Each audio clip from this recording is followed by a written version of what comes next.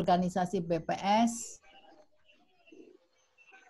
yang semula terdapat jabatan teknis, struktural teknis menjadi jabatan fungsional, maka ke depan pegawai BPS dituntut dapat menuangkan ide atau gagasan dalam bentuk tulisan.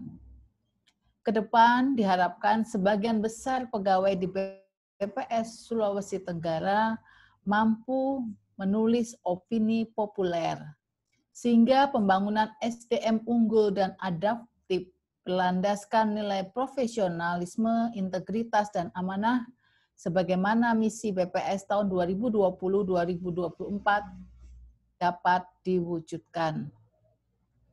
Acara Smart Sharing seri penulisan opini ini merupakan pelucut atau pembuka dari beberapa rangkaian webinar pengembangan pegawai yang akan kita selenggarakan di BPS Provinsi Sulawesi Tenggara. Saya mengucapkan terima kasih kepada Bapak Kadir karena beliau berkenan memberikan materi di webinar kali ini. Kami yakin materi yang akan disampaikan beliau dapat memberikan gambaran bagaimana teknik penulisan opini. Selain itu, dapat menjelaskan bagaimana menggali narasi dari data strategis yang dipublikasikan BPS. Data adalah pengetahuan dan kita BPS bekerja di pabrik data atau pabrik pengetahuan. Maka sudah selayaknya kita memberikan narasi dari data yang kita hasilkan sehingga bisa memberikan pencerahan kepada masyarakat dalam memahami isu-isu terkini. Lebih khusus lagi, bagaimana data BPS bisa merekam perjalanan bangsa ini dihubungkan dengan target-target pembangunan nasional dan target pembangunan berkelanjutan. Demikian, saya berharap kegiatan ini semakin banyak dan baik kualitas tulisan teman-teman semakin banyak dan baik. Kemudian saya berharap nanti setelah ini teman-teman BPS Sulawesi Tenggara bisa melakukan praktek ya, penulisan opini di masing-masing satuan kerjanya.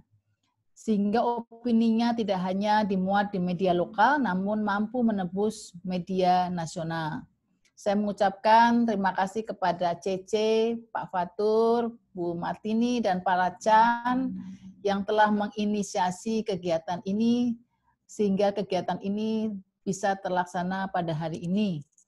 Terima kasih. Demikian sambutan saya. Selamat mengikuti webinar Smart Sharing Penulisan. Selamat pagi. Demikian Mbak Era, kata dari kami. Ya. Baik, terima kasih Bu Agnes untuk arahannya ya.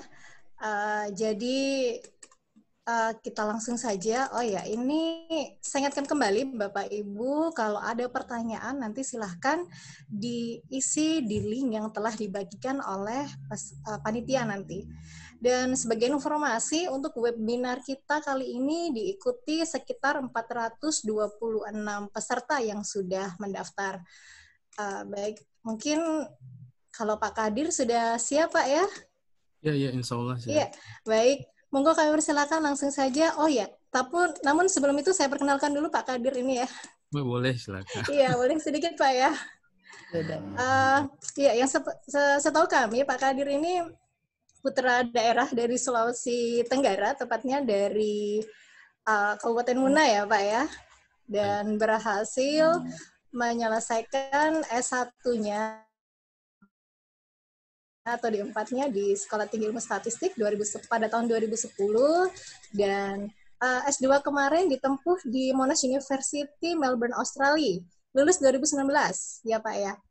Ya, dan kalau soal tulisan, opini dan macam-macam kayaknya sudah banyak. Ini saya lihat melanglang buana baik di Kompas, The Jakarta Post, Tempo atau dan lain sebagainya. Dan saat ini Pak Kadir menjabat sebagai Kasih Evaluasi dan Pelaporan Statistik Tanaman Pangan BPS RI. Mungkin sedikit itu yang kami ketahui tentang Bapak ya. Baik, monggo kami persilahkan Pak untuk materi webinarnya, silakan. Ya, baik, terima kasih Mbak Era ya. Biasanya setelah puja-puji, selanjutnya adalah pressure ya, tekan. Iya, ya. Yang saya hormati Ibu Agnes ya, terima kasih untuk opening speech-nya, Kepala BPS Provinsi Sulawesi Tenggara. Ya. Para pejabat struktural di lingkungan BPS Sultra ya, para kabid, para kepala bagian, kepala BPS Kabupaten Kota, mohon maaf saya tidak bisa menyebutkan satu persatu. Yang saya hormati juga Bapak Ibu, teman-teman sekalian, peserta webinar pada pagi ini. Assalamualaikum warahmatullahi wabarakatuh. Waalaikumsalam warahmatullahi wabarakatuh untuk wabarakatuh. kita semua. Ya, pertama-tama saya mengucapkan terima kasih banyak nih kepada BPS Sultra ya, yang sudah mengundang ya, memberi kesempatan kepada saya pagi ini. Mungkin konteksnya adalah berbagi pengalaman. Jujur saya juga bukan ahli sebetulnya, bukan expert ya. Tapi saya punya beberapa pengalaman yang mungkin bisa dibagi terkait kepenulisan ya, khususnya penulisan opini di media massa. Harapan saya dari webinar ini saya bisa membagi pengetahuan, pengalaman yang dengan itu kita semua dapat lebih optimal lagi ya, berkontribusi kepada institusi kita dalam hal kepenulisan ya. Dengan demikian data-data yang kita hasilkan dapat mencerahkan masyarakat kita pada skala yang lebih luas. Mungkin kita langsung saja ya, izin saya men-share bahan tayang yang akan saya sampaikan pada kesempatan pagi ini. Mohon maaf, sepertinya saya di disable nih, jadi saya nggak bisa men-share screen. Mohon bantuan, hostnya oke ya, udah.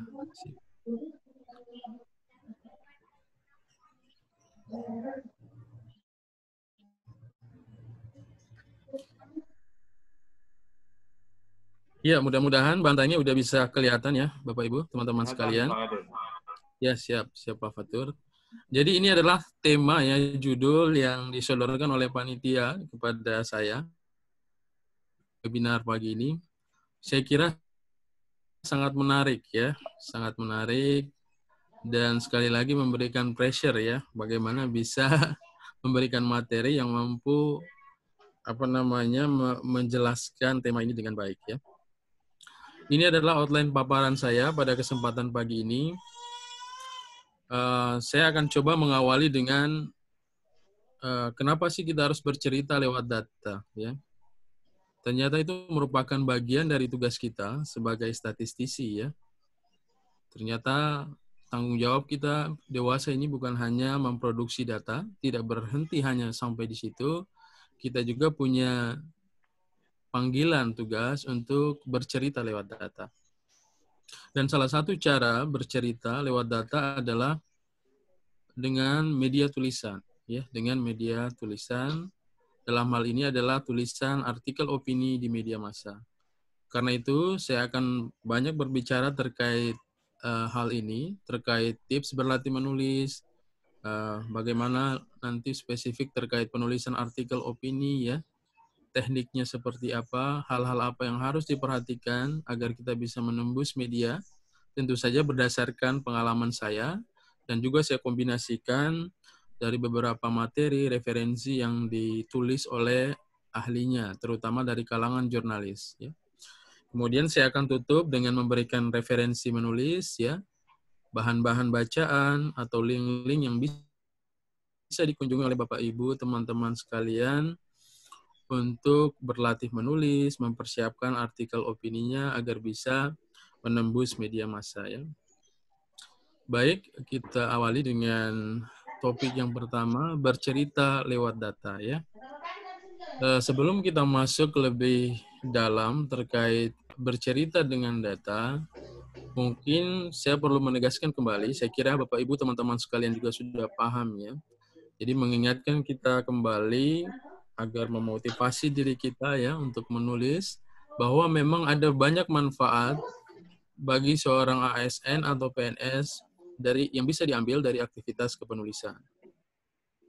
Yang pertama adalah personal branding ya.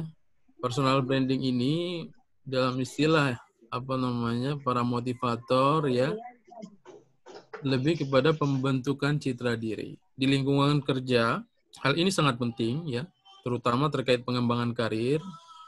Tentu kita pengen dikenal orang gitu ya, dengan sesuatu yang positif. Ada sisi positif dari diri kita, yang dengan itu orang bisa mengidentifikasi kita ya.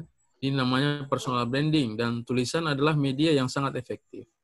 Dengan rutin menulis, fokus pada tema-tema tertentu misalnya, kita akan membranding diri sebagai ahli atau sesuatu yang memiliki pengetahuan yang mumpuni terkait topik atau bidang yang sering kita tulis, yang kita ulas ya. Kemudian yang berikutnya adalah eksistensi diri ya. Mungkin bahasa kerennya adalah show off. Kita ingin menunjukkan bahwa diri kita ada ya. Artinya kita bukan hanya sekedar PNS yang menjalani aktivitas rutin, pergi ke kantor di pagi hari, kemudian pulang, mungkin sore atau malam hari. Tapi kita ingin lebih dari itu ya.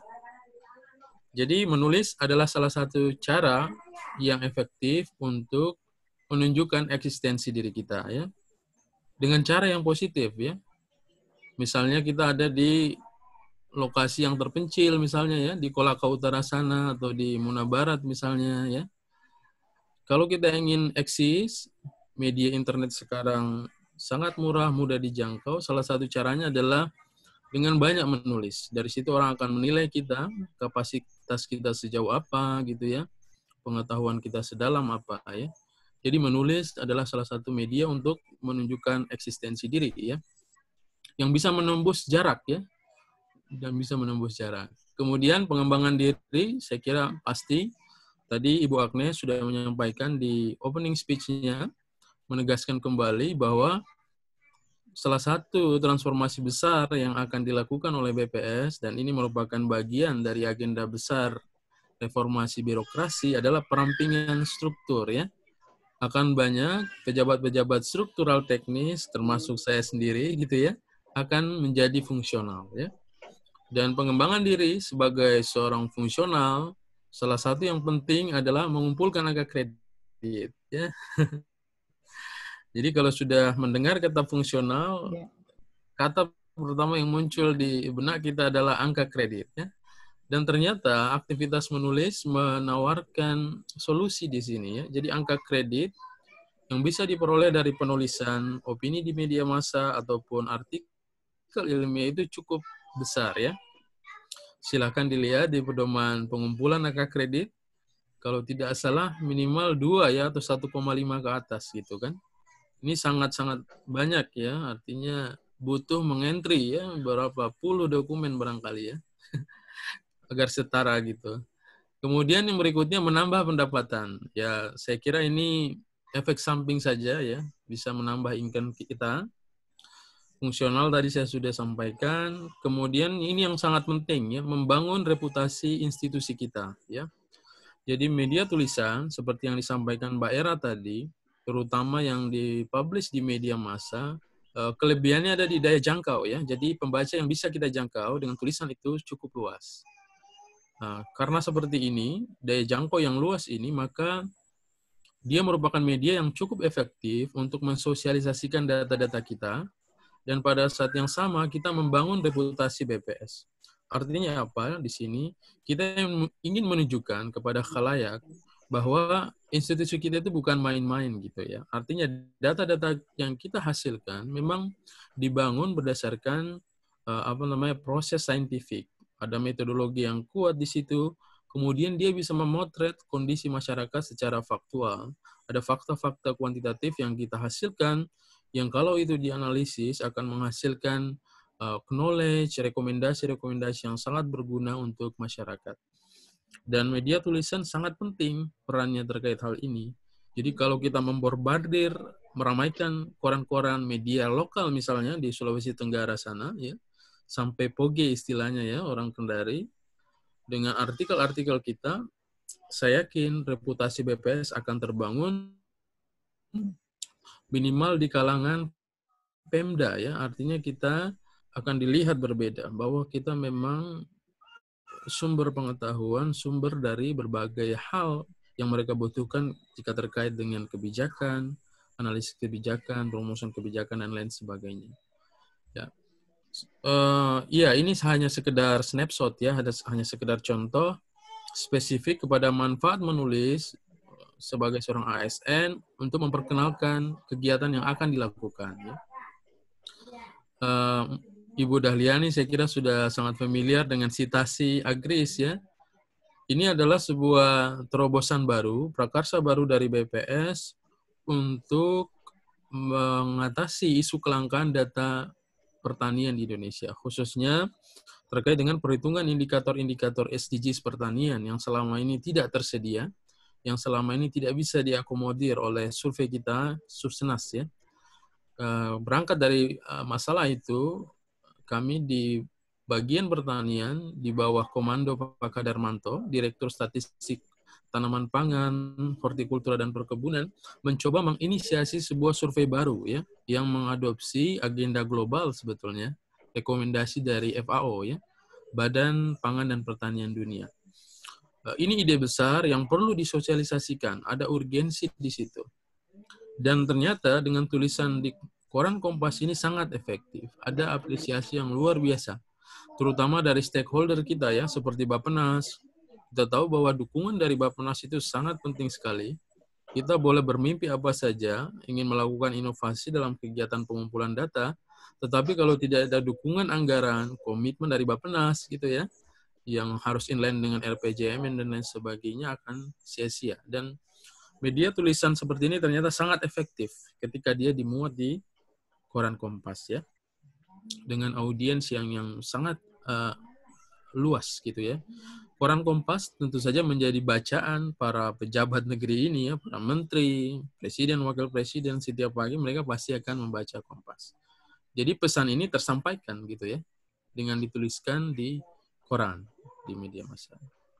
Nah ini hanya sekedar contoh ya, kebetulan saya yakin teman-teman di Sultra sudah banyak yang menulis, ini hanya kebetulan saja ya, karena saya berteman dengan Lasarima ya, beliau sering mengupload tulisannya yang dimuat di Rakyat Sultra ya. Saya lihat beliau cukup produktif ya. Saya melihat ada beberapa mungkin lebih dari 10 tulisan ya secara beruntun ya. Saya kira ini cukup perlu dicontoh ya. Artinya bagi saya pribadi, Lasarima sudah melakukan personal branding ya. Artinya selain menjual sapi, mengantar sapi, ternyata dia juga bisa menganalisis dengan cukup dalam persoalan-persoalan ekonomi di regional Sultra. Ya. Jadi Bapak Ibu sekalian, menulis dengan data ternyata merupakan panggilan tugas. Artinya ada tanggung jawab dari kita sebagai statistisi untuk itu ya. Ternyata kita tidak hanya artinya bertanggung jawab memproduksi data-data statistik, kita juga memiliki tanggung jawab untuk membawa data-data tersebut lebih dekat ke masyarakat. Tentu kita harus membawa data itu ke dunia masyarakat. Dunia masyarakat dengan latar belakang yang beragam, yang awam tentang ilmu statistik, ya, yang tidak sejeli kita memahami konsep definisi, metodologi, gitu ya. Tentu ini membutuhkan kemampuan bercerita dengan data. Bagaimana mengkomunikasikan data itu dengan baik, ya. Dengan demikian kita dapat mendorong yang namanya statistical culture, budaya statistik, ya. Yang dimaksud statistical culture adalah mungkin apa ya? Ketika orang berbicara tentang masalah isu sosial ekonomi yang ada di masyarakat, mereka mendekatinya dengan statistik. Artinya menguatkan argumen-argumen yang ada, melihat persoalan yang ada dari kacamata statistik, dari data yang memotret fakta atau kondisi di lapangan. Tentu untuk menuju ke situ, kita harus memahamkan mereka tentang data-data kita.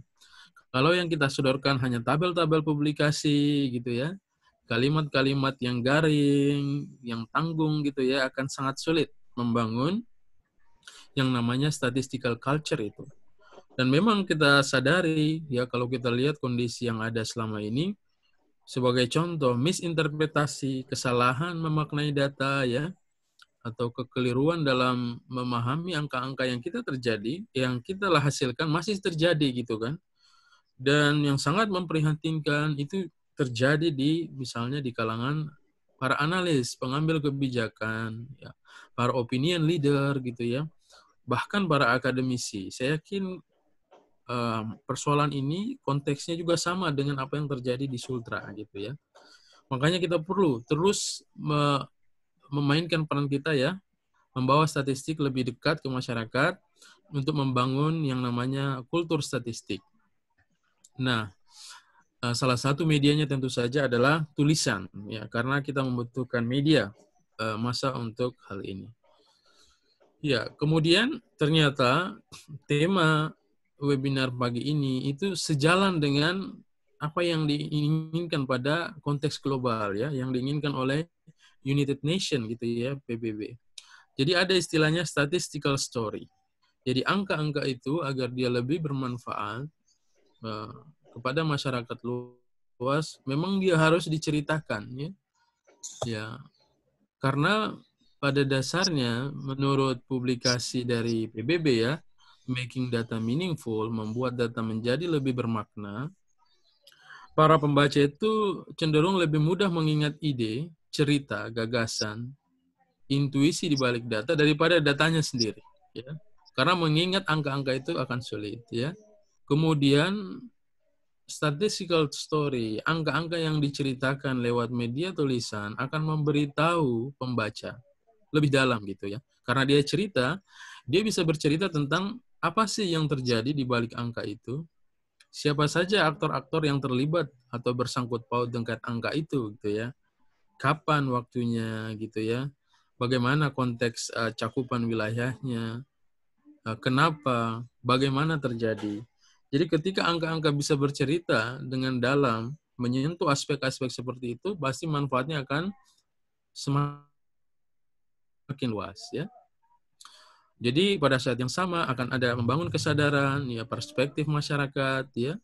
Kita akan mempengaruhi yang namanya debate on specific issues. Jadi ketika ada diskusi tertentu di masyarakat terkait tema tertentu, misalnya dampak COVID terhadap ekonomi gitu ya, dalam artian ekonomi terhadap kondisi kemiskinan, ya, daya beli masyarakat, pengangguran, kita bisa membentuk atau menginformasikan masyarakat ketika kita berbicara tentang tema ini, isu ini, ada loh data-data yang bisa menangkap fakta, ya, menjelaskan kondisi yang terjadi di masyarakat lewat data-data kita. Tentu kalau yang kita sodorkan hanya angka, ya masyarakat tidak akan menangkap pesan informasi di balik itu. Kita perlu bercerita bahwa dampak COVID itu seperti ini, angka kita menunjukkan seperti ini. Ya, intinya statistical storytelling ya adalah tentang memberikan sebuah cerita di balik angka kepada khalayak ya. Yang mudah dipahami, menarik gitu ya, dan ya mungkin bisa menghibur ya. Kalau ini kayaknya agak-agak sulit ya. Kemudian ya sekali lagi statistical story bercerita, membuat angka bercerita itu sangat penting ya. Dan ternyata ini merupakan kewajiban ya dari lembaga statistik resmi, kewajiban bagi kita insan-insan statistik yang berkecimpung memproduksi statistik resmi ya. Kita harus membuat agar data-data kita itu lebih luas ya penyebarannya. Dia mempengaruhi alam berpikir masyarakat kita melalui apa-apa yang mereka baca seperti itu. Dan kemampuan statistical story ini mengkomunikasikan data-data statistik lewat cerita, lewat media tulisan, merupakan aset yang sangat berharga bagi seorang statistisi ya. Dan tentu ini akan berkontribusi kepada institusi kita ya. Ya. Intinya aktivitas kepenulisan adalah salah satu bentuk media bagi kita untuk meningkatkan value added ya atau nilai tambah dari data yang kita hasilkan. Kita pahami bersama bahwa data kita selain diproduksi melalui effort yang luar biasa, kita tahu bersama bahwa proses statistik, kegiatan statistik dari hulu sampai hilir, dari mulai perencanaan sampai kemudian diseminasi, itu sangat melelahkan ya. Exhausted bahasa Inggrisnya, ada banyak effort, energi yang terlibat di situ ya, puluhan ribu orang terlibat ya, dan juga itu menghabiskan anggaran negara yang sangat banyak ya. Jadi ternyata statistik atau data yang kita hasilkan dia disebutnya adalah public goods, ya. Dia merupakan barang publik karena diproduksi dengan dana masyarakat, taxpayers, ya, pembayar pajak lewat APBN. Jadi ada tanggung jawab dari kita untuk membuat public goods tersebut bisa memberikan manfaat yang luas kepada masyarakat, bisa diakses oleh masyarakat, bisa memberi impact kepada masyarakat. Karena itu kita perlu mempublikasikannya, itu standar saya kira, dan kita harus lebih dari sekedar itu. Terkadang publikasi kita hanya berakhir pada tumpukan-tumpukan buku yang ada di perpustakaan kita. Atau mungkin publikasi-publikasi PDF yang ada di web BPS. Kita pengennya lebih dari sekedar itu. Salah satu caranya adalah untuk meningkatkan impact-nya ini, penggunaannya adalah dengan menulis. Disadari atau tidak, dengan banyak menulis tentang data-data kita, dan pada saat yang sama kita menambahkan sumber informasi, sumber data kita, survei apa yang dilakukan untuk menghasilkan data itu, kita sebetulnya mengajak mereka, mengajak pembaca untuk memanfaatkan, mengelaborasi publikasi-publikasi kita. Jadi sekali lagi, aktivitas menulis dengan data adalah peran yang bisa kita lakukan untuk meningkatkan value added atau nilai tambah dari data yang kita hasilkan.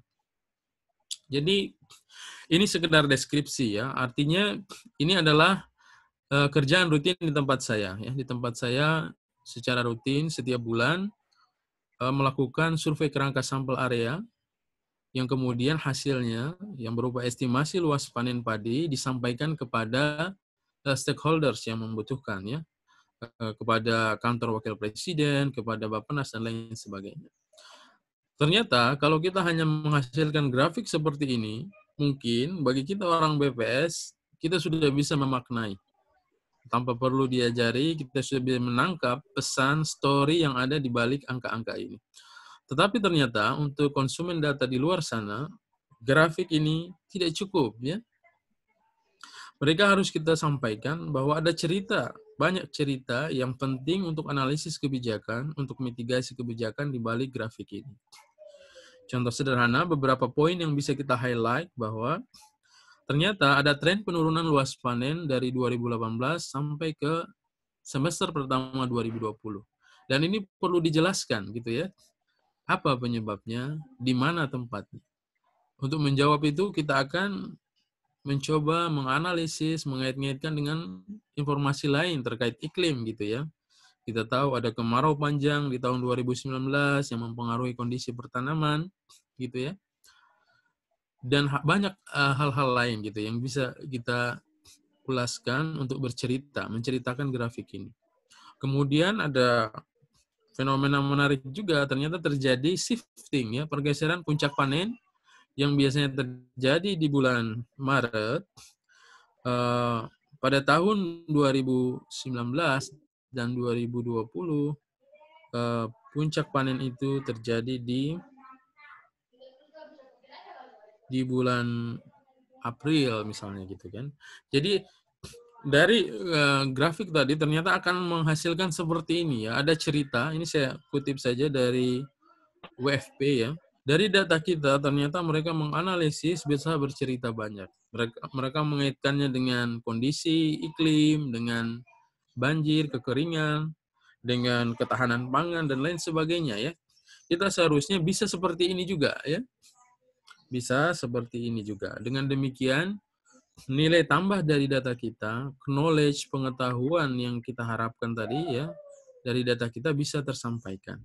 Ini hanya bisa kita lakukan kalau kita tidak hanya berhenti menghasilkan grafik seperti ini, ya. Jadi kalau kita bisa bercerita lebih jauh seperti ini, tentu manfaatnya akan lebih luas lagi. Ya. Intinya adalah kita ingin menyajikan fakta kepada masyarakat, ya, evidence based, karena kita memotret fakta, kondisi populasi, kita ingin mempengaruhi diskusi publik, ya. Kita ingin membangun yang namanya data literasi, ya. Data literasi, kita mencerdaskan bangsa dengan data seperti yang ada di publikasi kita di cover belakangnya itu. Kemudian kita mensosialisasikan data kita, dan juga mungkin kita meluruskan kesalahan-kesalahan interpretasi terhadap data kita ya yang sering terjadi, yang kerap terjadi. Dan ini sangat berbahaya kalau terjadi pada orang-orang yang mungkin dia opinion leader atau penentu kebijakan baik pada level nasional maupun regional ya. Jadi orang BPS punya kelebihan seperti yang disampaikan oleh moderator tadi. Sudut pandang orang BPS itu akan unik, akan menarik karena dia selalu membangun argumentasinya berdasarkan data-data statistik yang dihasilkan. Dan data-data itu memotret fakta ya dengan terukur gitu ya. Tetapi ternyata modal ini harus dibarengi dengan penguasaan terhadap data-data kita. Nah, ini juga penting. Jadi sebelum kita menuliskan angka-angka kita harus mempelajari, ya memahami dengan baik data-data kita itu. Bagaimana konsep definisinya, gitu ya, metodologinya, referensi waktu, coverage-nya, dan lain sebagainya. Jangan sampai orang di luar sana lebih paham tentang data kita dibanding kita sendiri. Ya. Jadi ini, pemahaman seperti ini ternyata bukan hanya tugas teman-teman yang ada di perpustakaan kantor ya. Jadi tugas kita semua. Dengan demikian kita bisa menjelaskan data-data kita dengan baik. Sebetulnya bukan hanya dalam bentuk tulisan ya, tapi juga mungkin diskusi-diskusi intens dengan stakeholders misalnya di daerah, dengan Bapeda, dengan pemerintah daerah. Saya yakin pemahaman terhadap data-data kita ini sangat penting. Kemudian untuk menjadi sebuah tulisan, untuk bisa bercerita dengan data-data kita, wawasan dan pengetahuan seputar data yang kita hasilkan itu juga penting. Karena itu, Bapak, Ibu, teman-teman sekalian, kita semua ternyata harus menambah pengetahuan, ya, menambah wawasan, jangkauan berpikir kita, jangan hanya terfokus, terkungkung pada publikasi yang kita hasilkan. Jadi kita juga harus memahami fenomena isu-isu terkini yang terjadi di masyarakat, ya. Nah, bagaimana sih menulis itu, ya? Kira-kira tipsnya berlatih menulis seperti apa? Ya, sekali lagi menulis ini adalah pilihan ya. Memang dia menantang, tidak semua orang tertarik dengan dunia tulis menulis ya. Karena ya mungkin ada orang yang lebih nyaman bercerita, ada orang yang lebih kuat di oral ya ketika dia menjelaskan sesuatu daripada merangkai kata ya. Tapi sebetulnya menulis inilah keterampilan yang perlu bagi kita, ya PNS BPS, dan juga kalau kita upayakan, ini akan sangat mendukung karir kita berkontribusi besar terhadap kemajuan institusi kita. Bagaimana sih tips berlatih menulis? Kita langsung saja. Ya. Jadi seperti ini, Bapak Ibu teman-teman sekalian, banyak orang menganggap bahwa menulis adalah bakat. Jadi kemampuan menulis, merangkai kata, dalam sebuah tulisan yang apik, yang koheren, yang enak dibaca adalah bagian dari bakat. Mungkin ini ada betulnya, jadi ada orang yang memang terlahir dengan bakat menulis. Ya, mungkin ketika dia lahir, dia langsung memegang pensil gitu ya, saya nggak tahu. Tapi ternyata ada banyak riset, ada banyak kajian yang menunjukkan bahwa statement ini tidak sepenuhnya benar. Statement bahwa menulis adalah bakat, itu tidak sepenuhnya benar ya. Yang lebih kuat adalah ternyata menulis adalah bakat, menulis adalah bakat, tapi itu adalah hasil dari keterampilan yang diulang-ulang. Jadi kuncinya di sini adalah praktek. Jadi semakin sering orang menulis, dia akan semakin terasa. Learning by doing. Seiring waktu, kualitas penulisannya akan semakin baik ya. Sama dengan public speaking saya kira. Jadi orang-orang yang biasa tampil, biasa bercerita, biasa berkomunikasi secara oral, menyampaikan sesuatu di depan audiens yang luas, dia mungkin pada awalnya adalah orang yang gugup ya. Mungkin pada awalnya agak susah merangkai kata secara spontan di depan orang banyak. Tapi karena panggungnya banyak, seiring waktu dia banyak praktek, maka dia akan lebih terasa ya. Sama dengan menulis ya. Intinya adalah keterampilan yang diulang-ulang, dia adalah hasil dari repetisi, perulangan. Karena itu penting bagi Bapak Ibu sekalian untuk berlatih secara terus-menerus. Saya yakin tips teori menulis ini sudah banyak didapatkan ya. sebetulnya kalau kita Google, kita masuk ke internet, banyak sekali ya, tak terhingga gitu kan, tips dan teknik menulis ini seperti apa. Kembali lagi kita harus disiplin mempraktekannya. Nah, ini berdasarkan pengalaman pribadi saya. Yang pertama, agar kita bisa menulis itu dengan kontinu, kita bisa melakukannya secara berulang-ulang, bukan hanya 1-2 kali saja, berkelanjutan seperti itu. Yang pertama, kita harus membuat aktivitas menulis itu menjadi menarik buat kita. Artinya, sebagai sebuah proses yang bisa kita nikmati, gitu kan. Bagaimana caranya? Mungkin kita perlu mencari ceruk kita. Artinya, kita itu expertise-nya, passion-nya, ketertarikannya ada pada topik-topik apa, tema-tema apa. Dan ini memang sulit, karena kalau tema topik terkait pekerjaan, biasanya tidak ada yang menarik, ya. Tapi ya, memang harus kita upayakan, minimal ada salah satu dari data-data yang kita hasilkan itu ya, yang memotret tema atau topik tertentu terkait sosial ekonomi masyarakat yang bisa menarik kita. Artinya kita ahli atau punya pengetahuan yang mendalam di situ. Mungkin kita tertarik dengan statistik kemiskinan, atau mungkin terkait dengan statistik pertanian, dan lain sebagainya. Kemudian, kita harus memulai menulis, ya. Ini yang sulit. Jadi orang biasanya hanya punya angan-angan, saya ingin menulis, ya. Setelah mengikuti webinar, karena dapat banyak motivasi, gitu ya, biasanya ada semangat untuk menulis. Tapi setelah itu, berselang hari, ya lupa ya. Ya sudahlah gitu ya. Agak berat memulai menulis. Yaitu masalahnya ada di diri kita sendiri ya. Ada banyak hal tentunya, mungkin karena kesibukan gitu ya. Boro-boro menulis gitu ya. Mengedit kuesioner saja, bukan main capeknya dari pagi sampai malam misalnya. Tapi ini adalah kuncinya bagaimana kita berkomitmen terhadap diri kita sendiri. Dan salah satu yang menghalangi orang untuk menulis karena obsesi terhadap kesempurnaan dalam menulis ya. Karena orang menganggap saya layak menulis kalau kapasitas pengetahuan saya, kemampuan menulis saya sudah seperti orang-orang yang jago menulis di BPS misalnya. Seperti Pak Udin Suhaini misalnya ya, yang ada di statistik sosial, yang tulisannya hari ini ada di koran Kompas misalnya. Padahal itu semua adalah hasil dari proses ya, learning by doing. Ya, Pak Udin misalnya sudah menembus Kompas sampai 10 kali barangkali.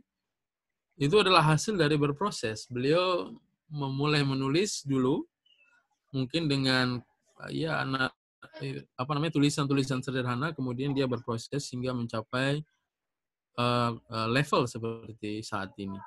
Jadi mulailah menulis, lupakan tentang kesempurnaan. Mungkin tulisan kita di awal dari pemilihan katanya itu saja, kemudian banyak tidak nyambungnya ya, lompatan-lompatannya begitu kasar dari antar paragraf, nggak apa-apa, kita nikmati saja sambil belajar, sharing waktu akan semakin bagus.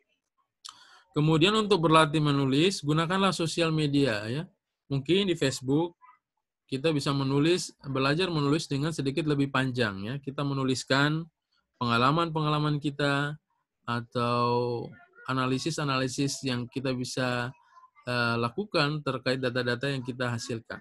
Saya kira tidak mengapa di sosial media, daripada kita meramaikan sosial media kita dengan hal-hal yang tidak berguna ya, dengan hoax, dengan curhat-curhat gitu ya.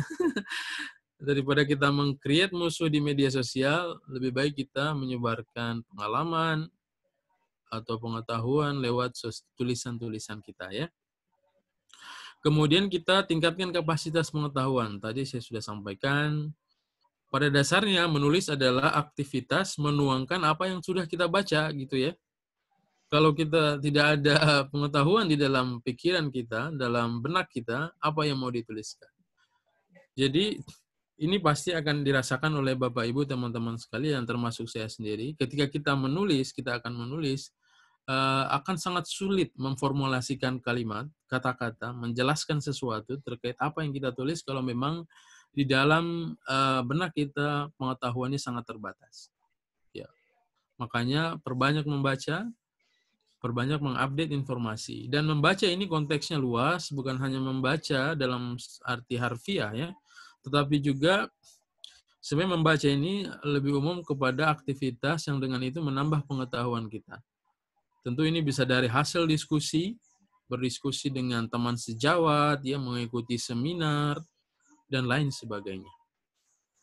Termasuk mungkin ketika kita berdiskusi dengan masyarakat di sela-sela kegiatan pendataan, di situ akan ada banyak sebetulnya pengetahuan yang bisa kita dapatkan, ya, menguatkan data-data kita itu, bagaimana dia menjelaskan fakta yang ada di masyarakat.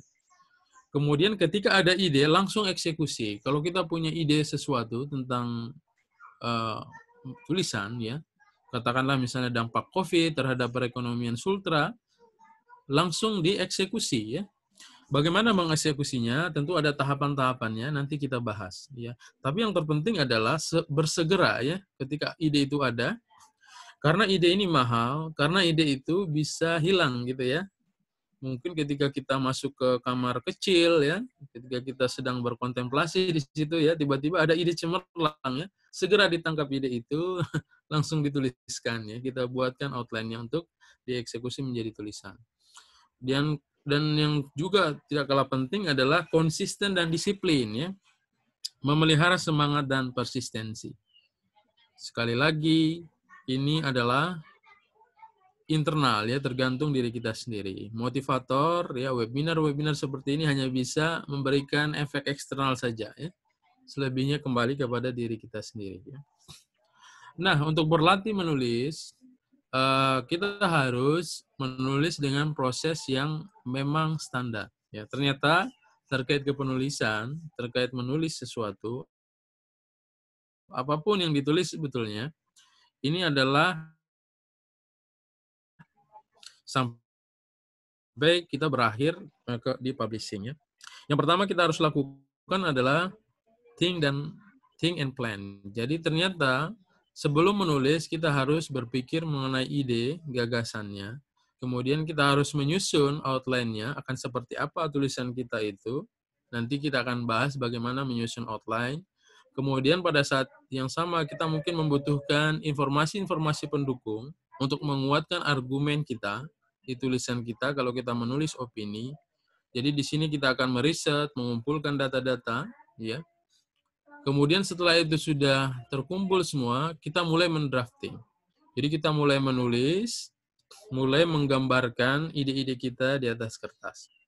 Pada aktivitas drafting ini, yang kita perlukan hanya menulis, ya, menulis, mengeksekusi outline yang sudah kita rencanakan di awal, menuangkan bahan-bahan yang sudah kita kumpulkan, data-data riset yang sudah kita kumpulkan ke dalam tulisan.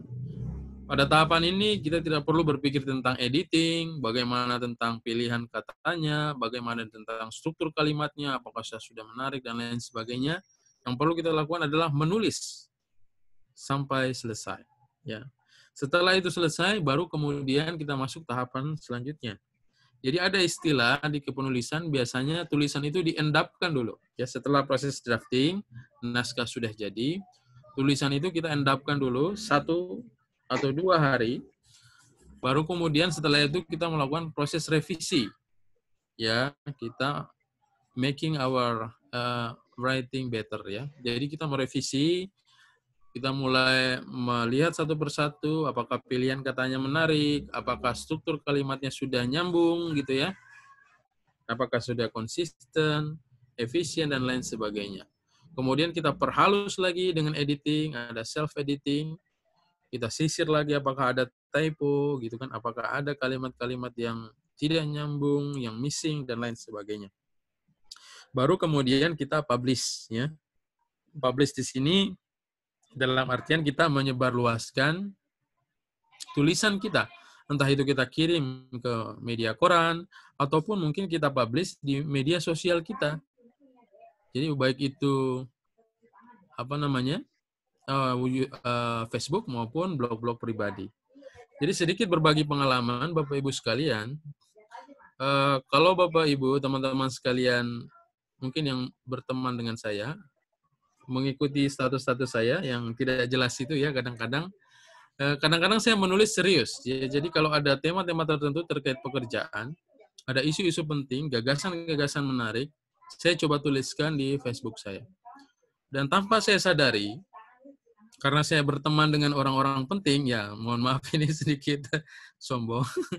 Jadi tulisan itu ternyata dibaca oleh mereka. Ya, suatu ketika saya waktu pulang dari Cina, saya mengikuti waktu itu ada konferensi terkait big data, pemanfaatan big data untuk statistik pertanian. Ya, di konferensi tersebut, di forum tersebut, saya tersadar bahwa ternyata bentuk konkret dari pemanfaatan big data untuk statistik pertanian adalah remote sensing. Ya. Jadi estimasi luas panen, produktivitas dengan menggunakan data citra satelit.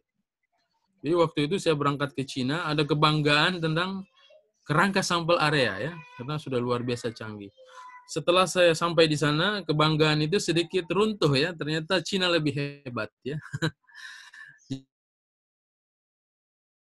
Jadi pengalaman-pengalaman itu saya coba tuliskan di Facebook saya.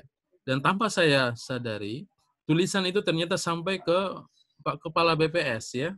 Suatu ketika kami rapat tentang hasil KSA di ruang Kepala BPS, beliau menyinggung tulisan itu.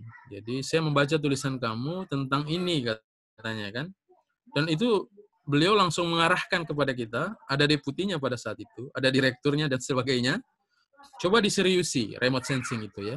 Apakah bisa dia dimasukkan dalam konten sensus pertanian kita? Bagaimana kira-kira? Apakah ada kerjasama yang kita bisa jajaki gitu ya dengan kementerian lembaga yang punya resources, expertise terkait remote sensing, LAPAN, BIG misalnya. Jadi Bapak Ibu bisa bayangkan dari tulisan di Facebook itu ya, yang mungkin kita menuliskannya sambil rebahan di sofa rumah, bisa memberikan impact seperti itu. Jadi saran saya, ya ada baiknya kita, apapun yang kita tulis, terkait misalnya yang serius-serius, kita melakukan proses seperti ini ya. Ya, salah satu cara untuk mendisiplinkan kita agar membuat kita konsisten dalam menulis adalah dengan membuat blog pribadi. Di blog pribadi itulah tempat kita menulis secara rutin, menulis secara reguler, gitu ya. Dan ini sekaligus sebagai bank, ya, artinya sebagai storage, tempat kita menyimpan ide-ide kita. Jadi tulisan-tulisan kita di koran bisa nantinya bersumber dari artikel-artikel kita yang ada di blog ini. Jadi saran saya bagi Bapak Ibu yang tertarik dengan kepenulisan, menulis secara serius, buatlah blog pribadi. Di situ tempat kita berlatih, di situ tempat kita menyimpan ide-ide kita yang akan kita kembangkan, yang akan kita kirimkan ke media ya, termasuk koran.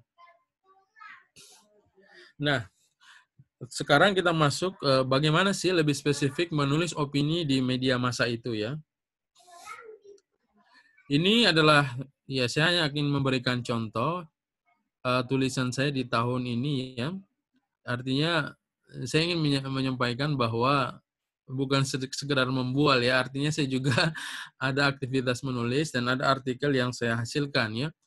Beberapa bulan ini, artinya beberapa tahun terakhir saya fokus menulis di Jakarta Post ya. Jakarta Post adalah koran berbahasa Inggris. Saya coba mengamalkan ilmu bahasa Inggrisnya ya. Sekalian menjaga agar kemampuan menulis bahasa Inggris ini tidak hilang. Sebetulnya yang ingin saya tunjukkan kepada Bapak Ibu, teman-teman sekalian dari slide ini adalah alamat blog saya, tempat saya menyimpan tulisan-tulisan saya yang dimuat di media massa koran ya. Di situ ada ya puluhan tulisan, mungkin juga tidak update belakangan ini blognya, tapi tidak mengapa. Di situ ada banyak tulisan yang mungkin Bapak Ibu bisa menjadikannya sebagai referensi. Karena pada dasarnya, menurut pengalaman saya, menulis di koran ini adalah keterampilan meniru saja.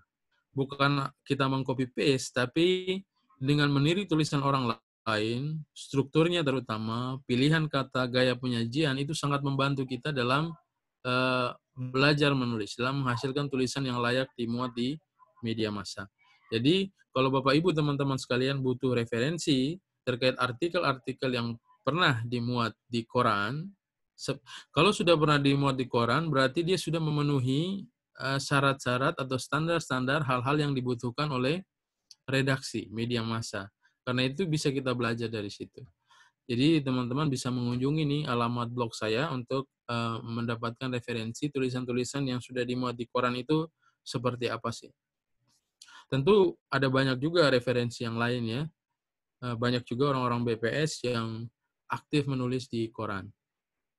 Ya, sekilas tentang menulis opini ya. Pada dasarnya, menulis opini bukan hanya merangkai kata, tetapi ada proses menyebarluaskan gagasan, ilmu pengetahuan di situ. Jadi, kalau kita ingin menulis dengan data, data kita itu harus menjadi informasi, harus menjadi pengetahuan. Nah, ini harus membutuhkan kemampuan bercerita kan. Kemudian tidak hanya berisi opini, ternyata ada konten ilmiah, ada hasil penelitian di situ untuk memperkuat argumentasi opini yang disampaikan, ya. Dan kita orang BPS diberkahi dengan data yang melimpah. Pada dasarnya, survei yang kita lakukan, kegiatan-kegiatan pengumpulan data yang kita lakukan adalah riset sebetulnya, adalah riset untuk memotret kondisi sosial ekonomi yang terjadi di masyarakat. Dan ini saya kira tidak menjadi big issue orang BPS ya. Kita tidak hanya beropini, tapi beropini dengan data, dengan fakta ya, yang menguatkan argumen kita. Kemudian diutamakan menulis di bidang yang dikuasai. Iya, bidang yang dikuasai. Artinya kita punya pengetahuan yang mumpuni terkait bidang tersebut. Jadi kalau kita ingin menulis dengan fokus kepada data-data BPS, kembali lagi, kita harus memahami betul data-data kita itu, konsep definisinya apa, metodologinya seperti apa, kemudian pengetahuan-pengetahuan pendukung terkait data yang kita hasilkan. Kemudian, untuk menjadi penulis kompeten, perlu banyak belajar dan latihan. Jadi, praktek sekali lagi penting, kita harus secara konsisten berlatih menulis. Jadi, ada kutipan yang menarik, Bapak, Ibu, teman-teman sekalian. Ini memotivasi kita untuk terus konsisten berlatih. Pada dasarnya, semua ahli itu berawal dari pemula, ya. Kemudian, tulisan opini ternyata memiliki ciri khas tertentu, ya, yang membedakannya dengan tulisan-tulisan lainnya. Pertama, tulisan opini berurusan dengan peristiwa, isi aktual yang ada, yang terjadi di masyarakat, ya. Jadi yang mempengaruhi banyak pembaca atau mengundang kontroversi. Kemudian mengandung unsur kebaruan, aktualitas. Kemudian dia menunjukkan sikap yang tegas si penulis. Jadi ada sudut pandang yang spesifik ketika kita menulis opini. Jadi tulisan opini seseorang itu harus spesifik, dia mewakili sudut pandang penulisnya. Dan ini seharusnya bukan sesuatu yang sulit untuk orang-orang BPS, karena dengan data-data yang kita punya, kita bisa memahami konteks masalah lebih detail, lebih tajam dengan sudut pandang yang spesifik. Kemudian membedah akar masalah dengan gamblang. Jadi di tulisan opini itu memang dia analisis harus mendalam. Jadi masalah dibedah dengan gamblang. Dengan data yang kita punya ini akan sangat membantu. Kemudian pada dasarnya tulisan opini itu adalah upaya untuk mempengaruhi pembaca dengan sederetan argumen yang logis yang didukung fakta atau data gitu ya. Jadi tulisan opini bisa mempengaruhi pembaca. Jadi karena sifatnya yang seperti itu, dia sangat efektif sebagai media sosialisasi, memperkenalkan prakarsa, inisiatif-inisiatif baru, membentuk opini ya, pemahaman publik terhadap data-data yang kita hasilkan. Kemudian ciri khas lainnya adalah menyarankan solusi alternatif, jalan keluar dari sebuah masalah. Ya. Jadi ketika kita menulis opini, kita juga harus bukan hanya menguraikan masalahnya, kita juga harus menyampaikan jalan keluarnya seperti apa. Dan ini sebetulnya yang diharapkan dari opini yang kita tulis. Orang BPS diharapkan karena dia bisa memahami permasalahan secara komprehensif, secara lebih dalam, Karena data-data yang dihasilkan pada dasarnya dia coverage-nya adalah populasi. Jadi ada helikopter view di situ yang menjadi kelebihan orang BPS. Dengan ini kita bisa seharusnya menyajikan alternatif, jalan keluar yang memang visible, yang bisa bermanfaat untuk menyelesaikan permasalahan yang kita ulas. Dan untuk bisa menawarkan solusi alternatif, sekali lagi, bukan hanya datanya, pengetahuan terhadap masalah yang diulas juga menjadi sangat penting. Ya, pada dasarnya, tulisan opini adalah jenis tulisan argumentatif dan bersifat kritis. Jadi beberapa waktu yang lalu saya mengisi juga webinar terkait penulisan opini.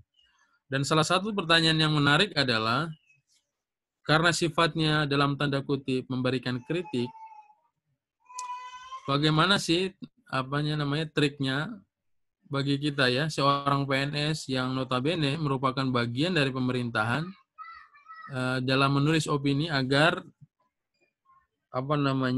kesannya tidak mengkritik pemerintah. Jadi ini saya kira isu yang sangat menarik.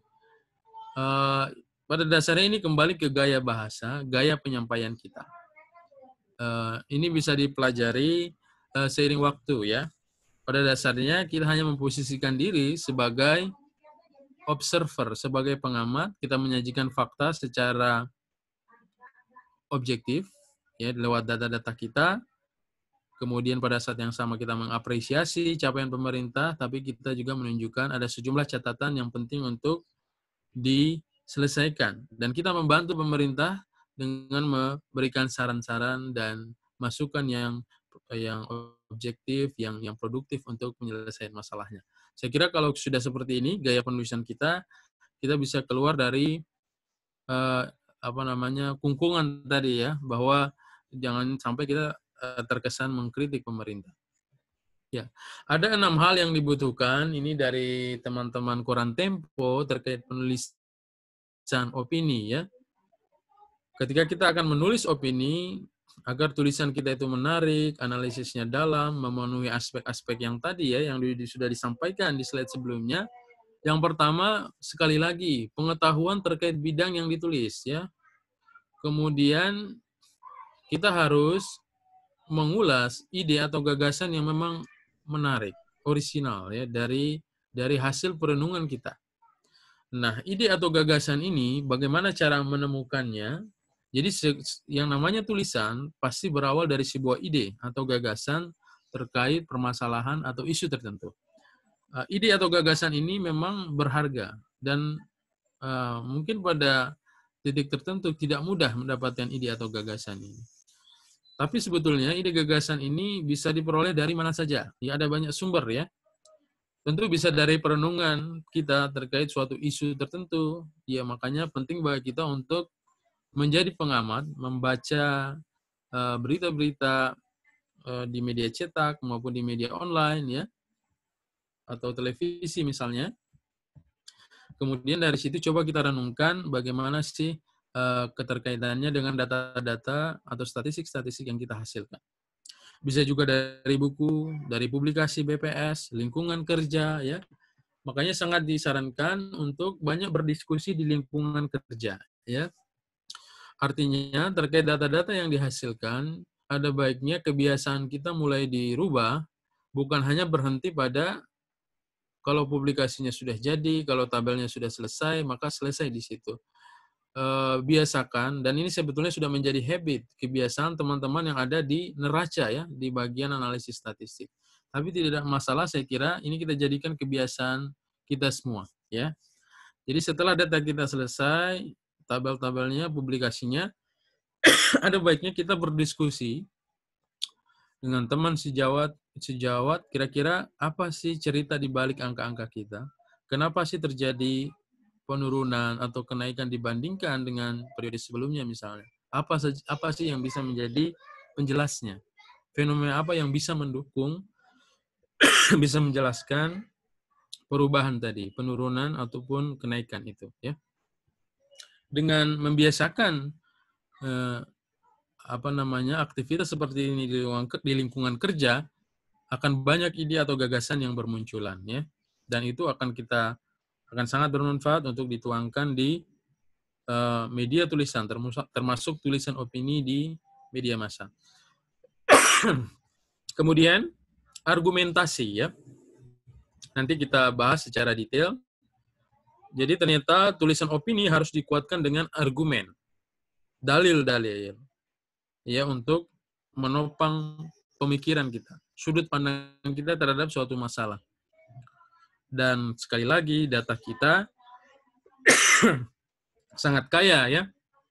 Artinya bisa dijadikan sebagai argumen pendukung karena dia memotret fakta lapangan.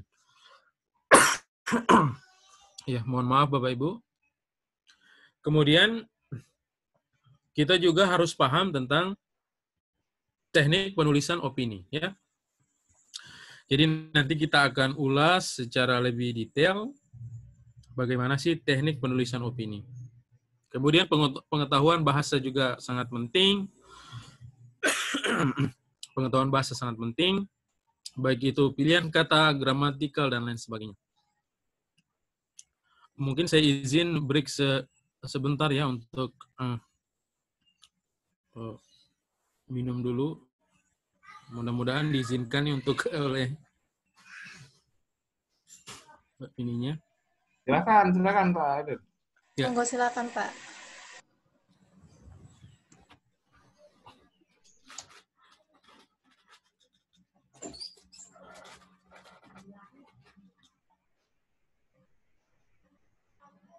Sambil nunggu Bu Era, bisa disampaikan ketika ada pertanyaan dan daftar hadir sudah ada di. Oh iya.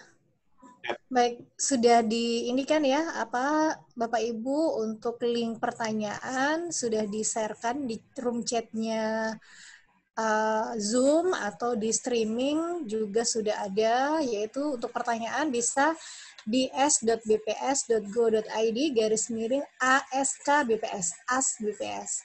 Kalau untuk daftar hadir, Bapak Ibu bisa akses linknya di s.bps.go.id/data bicara. Baik, materinya sudah siap kembali. Silakan Pak. Terima kasih ya. Terima kasih Mbak Era, Bapak Ibu sekalian, teman-teman sekalian. Mohon maaf ya. Ternyata berbicara kayaknya sudah lewat 1 jam juga ini ya. Cukup menguras ini energi. Jadi kita lanjut ya. Ini adalah hal-hal yang dibutuhkan. Ada banyak hal tentu yang dibutuhkan. Tapi dari teman-teman Kompas, mereka mencoba meringkas ada 6 hal penting yang dibutuhkan dalam menulis opini ya. Tadi kita berhenti di teknik penulisan opini. Selain teknik, kita butuh pengetahuan bahasa ya. Pengetahuan bahasa, makanya belajar bahasa Indonesia ternyata penting ya. Kemudian kita juga harus memiliki pengetahuan tentang media massa yang kita tuju. Fokus mereka ke arah mana gitu ya, agar tulisan kita bisa dimuat di media mereka ya.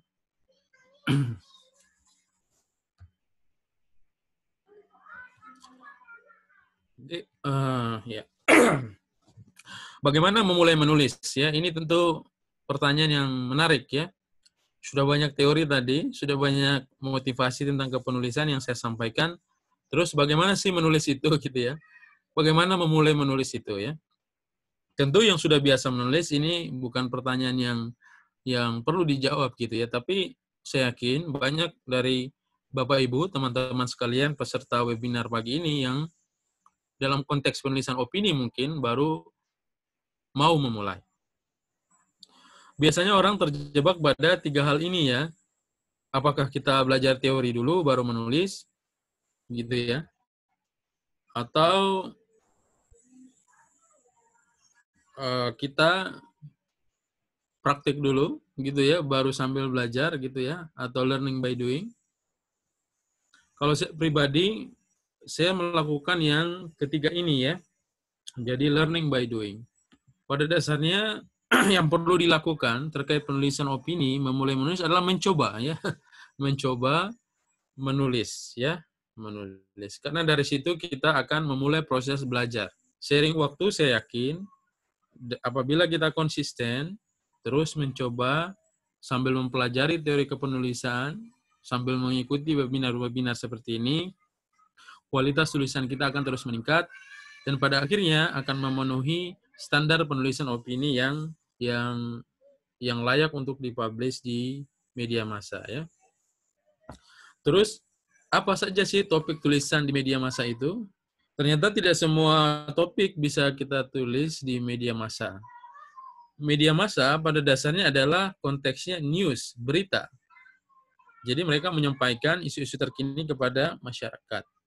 Media massa adalah entitas swasta, mereka juga butuh survive gitu ya. Artinya pendapatan mereka bersumber dari tiras berita. Artinya seberapa banyak koran atau media mereka dibaca oleh masyarakat. Karena itu tidak semua topik bisa dimuat di media massa ya. Jadi yang pertama, topik yang bisa dimuat adalah isi editorial tajuk sebuah media. Jadi kalau kita membaca koran, ada satu rubrik yang namanya editorial atau tajuk. Jadi tajuk atau editorial adalah isu yang dianggap oleh editor atau pihak redaksi dari media massa penting untuk ditekankan, untuk diulas. Biasanya isu-isu terkini yang ada di masyarakat. Jadi ada baiknya tulisan kita atau misalnya topik yang bisa kita pilih bisa berkutat di seputar editorial, tajuk sebuah koran. Jadi kita mengaitkan topik yang kita angkat untuk dikirimkan di media massa dengan editorial korannya gitu ya. Kemudian halaman muka ya, berita utama sebuah media. Ini juga menunjukkan apa sih yang menjadi concern dari media tersebut. Yang topik yang menurut mereka penting untuk disampaikan kepada masyarakat. Jadi dari berita utama bisa juga menginspirasi kita untuk memilih topik ya.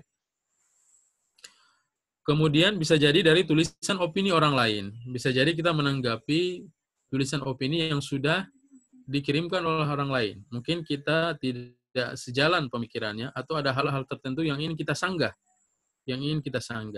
Dan ini biasa terjadi untuk kasus BPS ya. Seringkali orang menulis, dia menganalisis data BPS tapi keliru. Atau mungkin secara frontal terkait isu tertentu dia menyerang BPS gitu ya.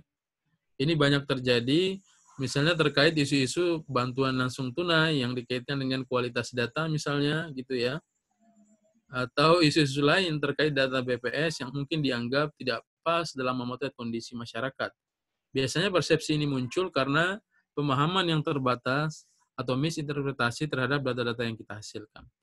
Ini bisa menjadi topik, kita bisa turun gunung gitu ya, membela institusi kita dengan cara yang positif. Kemudian bisa jadi topik itu bersumber dari momen-momen tertentu ya. Makanya pengalaman teman-teman yang biasa menulis, dia menandai kalendernya ya. Jadi hari-hari besar nasional, internasional itu ditandai di kalendernya. Jadi seminggu sebelum perayaan hari nasional atau internasional tersebut, dia sudah menyiapkan artikel koran yang akan dikirim di media massa, artikel opini yang akan dikirim di koran. Misalnya ada hari air sedunia, ada hari anak, hari ibu, hari perempuan, dan lain sebagainya. Data-data kita memotret tema-tema tersebut ya, tema tentang perempuan, tentang anak, tentang air gitu kan, seperti yang ada di kalender kita ya, yang tematik itu. Seharusnya ini bisa menjadi sumber inspirasi bagi kita untuk menulis, memilih topik ya. Kemudian bisa jadi topik itu bersumber dari rilis BPS terbaru ya. Jadi ada rilis terbaru, tentu apa yang bisa dituangkan, apa yang bisa disampaikan di rilis BRS itu sangat terbatas karena sifatnya official. Jadi mungkin analisisnya tidak terlalu mendalam. Mungkin ada hal-hal tertentu yang perlu dipertajam ya dari apa yang dirilis lewat BRS kita. Dan ini menjadi kesempatan buat kita untuk mendapatkan topik untuk membuat tulisan yang lebih detail, yang lebih mendalam analisisnya berdasarkan BRS yang sudah dirilis. Ya, pada dasarnya topik adalah isu terkini. Ya, jadi kita dengan mengupdate diri kita dengan isu terkini, dengan banyak membaca. Saya kira untuk kondisi saat ini dengan Internet of Things, ya, kita dibombardir dengan berbagai informasi setiap hari.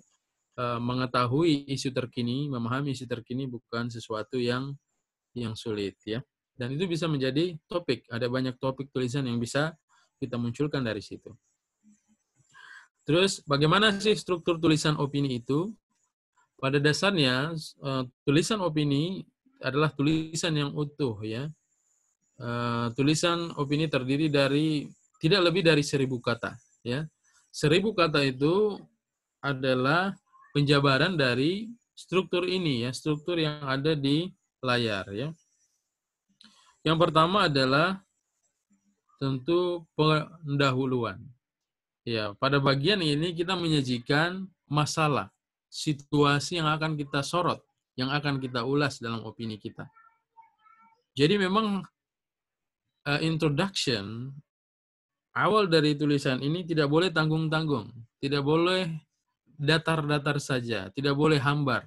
Jadi makanya take a stand. Jadi dia menunjukkan posisi kita, posisi tulisan kita. Apa sih isu yang kita ulas? Kemudian setelah introduction, kita masuk ke penguat-penguat, argumen-argumen untuk mendukung apa yang kita sudah state di pendahuluan. Argumen-argumen kita munculkan, bisa itu merupakan berupa data-data, ya, hasil-hasil temuan dari lembaga riset misalnya dan lain sebagainya untuk menguatkan argumen kita. Saya kira untuk orang BPS ini bukan merupakan sesuatu yang sulit, ya, mengisi blok-blok yang berwarna ungu ini, ya, karena kita kaya dengan data. Tapi sekali lagi kalau kita paham dengan data kita, ya, dan bisa mengaitkannya dengan konteks permasalahan yang akan kita tulis.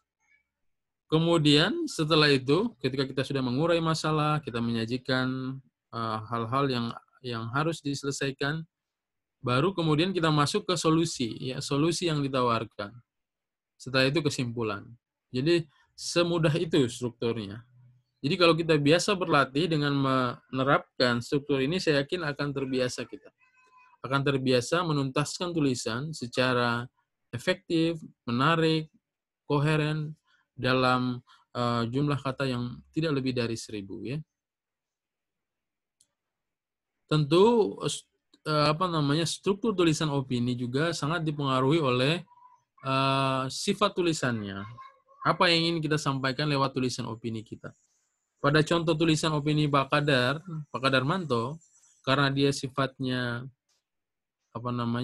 memperkenalkan sebuah prakarsa. Jadi prakarsanya itu sendiri adalah sebuah solusi. Adalah sebuah solusi. Jadi ketika menguraikan masalah, mungkin tidak banyak menyampaikan data-data, ya, lebih kepada ulasan-ulasan yang sifatnya kualitatif. Tapi sekali lagi, menurut pengalaman saya, struktur ini applicable, ya, bisa diterapkan untuk hampir semua jenis tulisan opini, ya.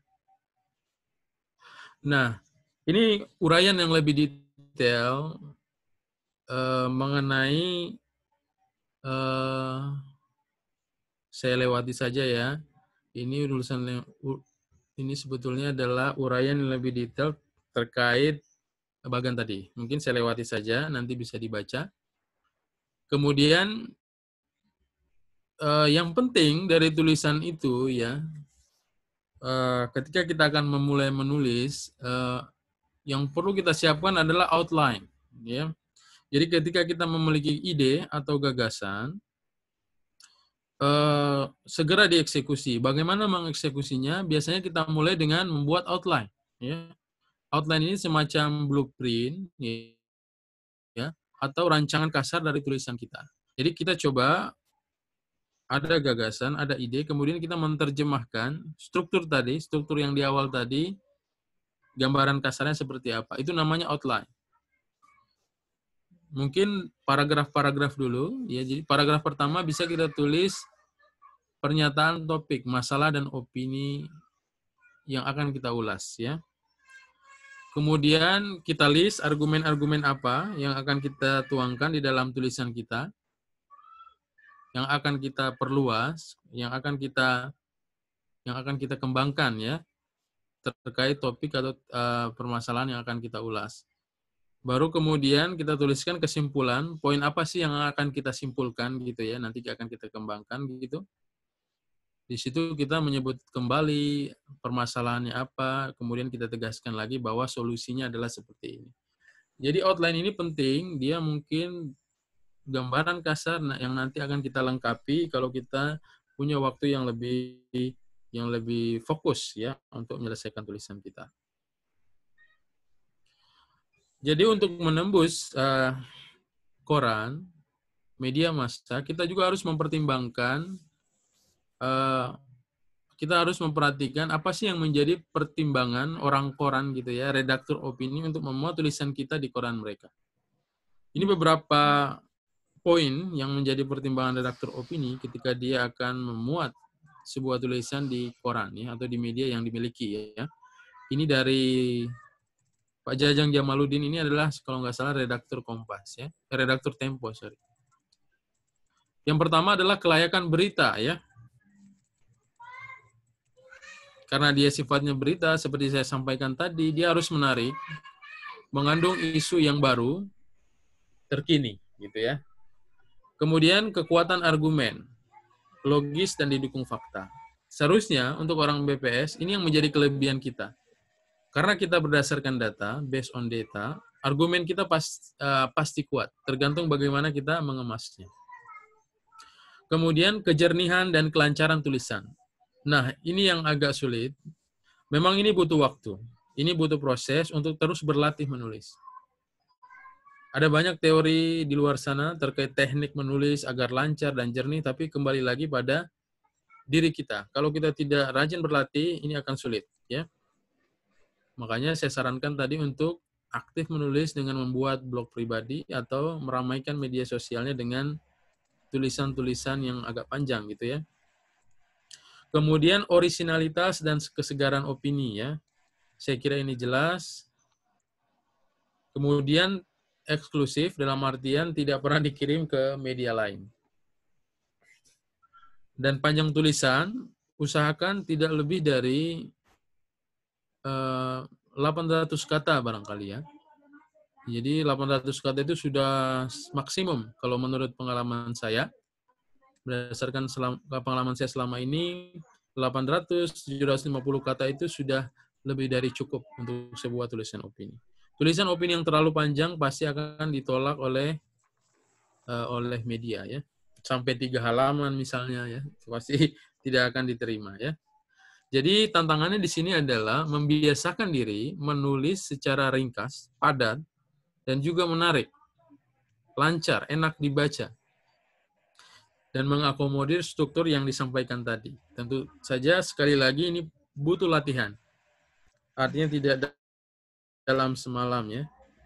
Butuh latihan, kemudian mungkin butuh yang namanya coaching ya. Saya yakin di BPS Ultra sudah banyak senior-senior ya, teman-teman yang aktif menulis di media massa. Ada Pak Lukman ya yang dari BPS Jabar ya, sudah malang melintang di situ gitu ya. Ada juga saya lihat siapa nih, Bos Leman ya, yang bisa menjadi coaching ya, dan yang lainnya ya. Saya lihat banyak teman-teman Sulta sudah aktif menulis. Mereka bisa menjadi coaching bagi teman-teman yang baru memulai aktivitas penulisan opini. Mereka bisa menyeleksi, memberikan saran, menjadi apa istilahnya proofreader lah ya dari naskah-naskah atau draft-draft tulisan yang disiapkan oleh teman-teman sekalian. Jadi ya, coaching sekali lagi. Ya. Mohon izin Pak Kadir. Ya. Mungkin karena waktu ya, mungkin bisa ini 5 menit ke depan. Oke. Ya. Ya. Makasih. Oke. Terima kasih Mbak Era ya. Jadi terlalu keasikan ngomong ini.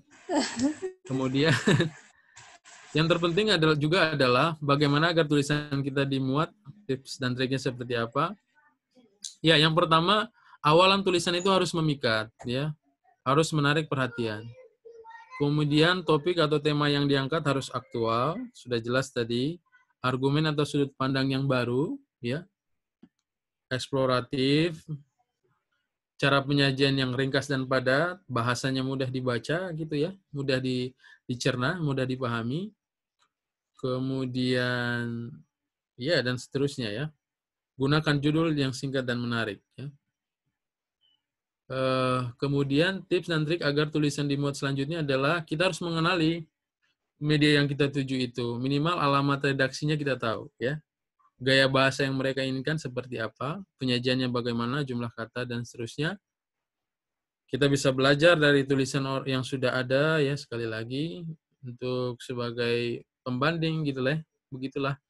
Kemudian mulailah dari koran yang mudah ditembus ya. Jadi tadi seperti yang disampaikan Ibu Agnes, kita mulai dulu dari koran-koran lokal barangkali ya, Rakyat Sultra, Kendari Pos dan lain sebagainya. Bisa juga kita coba media online. Kemudian jangan hanya sekali mencoba dan terpaku pada satu media. Perbanyak diversifikasi, percobaannya juga ditingkatkan ya. Tahapan menulis, temanya dulu, judul, teras tulisan, kemudian batang tubuh seperti yang disampaikan tadi. Jadi intinya Bapak Ibu, tadi saya dikirimi tulisan juga, contoh tulisan oleh Mas Leman ya, dan diminta untuk mengomentari. Tadi saya coba melihat 1-2 tulisan, kelemahan mendasar ada di teras tulisan, ya. Jadi lead dari tulisannya tidak spesifik. Jadi tidak nendang di awal, ya. Jadi terlalu umum, misalnya bercerita tentang dampak COVID terhadap perekonomian Sulawesi Tenggara. Di paragraf awal seharusnya sudah didramatisir bahwa dampaknya seperti apa. Bukan bercerita umum, statistik berapa yang meninggal, berapa kasus positif dan lain sebagainya ya. Jadi intinya teks tulisan harus menarik. Ini ada teorinya. Intinya dia harus mengandung pokok pikiran utama yang hendak disampaikan. Tidak perlu berpanjang lebar, cukup 3 sampai dengan 5 kalimat. Dan memang dia spesifik langsung menembak ke permasalahan yang dinyatakan di judul ya. Judul juga saya lihat ada kelemahan, judulnya terlalu umum ya, tidak spesifik pada persoalan yang akan diulas. Ya, referensi menulis pada dasarnya banyak sekali, orang-orang BPS juga sudah menulis buku, ada Pak Iswadi misalnya.